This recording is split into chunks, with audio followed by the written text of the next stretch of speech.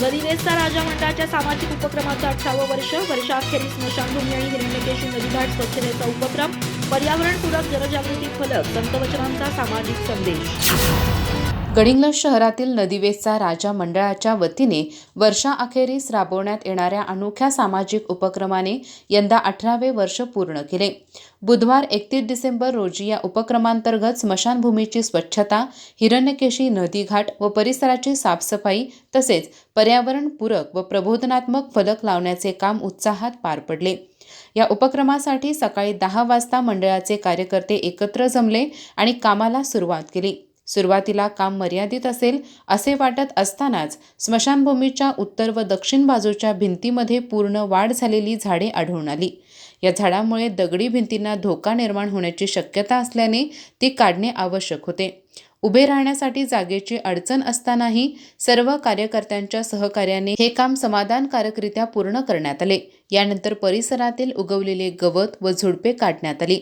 स्मशानभूमीत झाडलोट करून सर्वत्र पसरलेली रक्षा एकत्र करण्यात आली व तिची योग्य ती विल्हेवाट लावून स्वच्छता करण्यात आली. काही कार्यकर्त्यांनी हिरण्यकेशी नदी व नदीघाट परिसराची साफसफाई केली. नगरपालिका अग्निशमन विभागाच्या सहकार्याने स्मशानभूमीसह नदीघाट परिसर पाण्याने धुवून काढण्यात आला.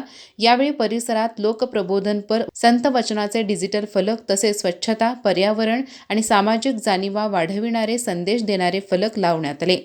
गेल्या काही वर्षात नदीकाठी असलेल्या वड पिंपळाच्या झाडाखाली नागरिकांकडून फुटलेले, खराब झालेले देव व संतांचे फोटो ठेवले जात असल्याने त्यातील काचांमुळे लहान मुले व नागरिकांना दुखापत होण्याचे प्रकार घडत असल्याचे लक्षात आले. त्यामुळे सर्व फोटो फ्रेम एकत्र करून त्यातील काच व फ्रेम साहित्य वेगळे करून काचा पुनर्वापरासाठी देण्यात आला.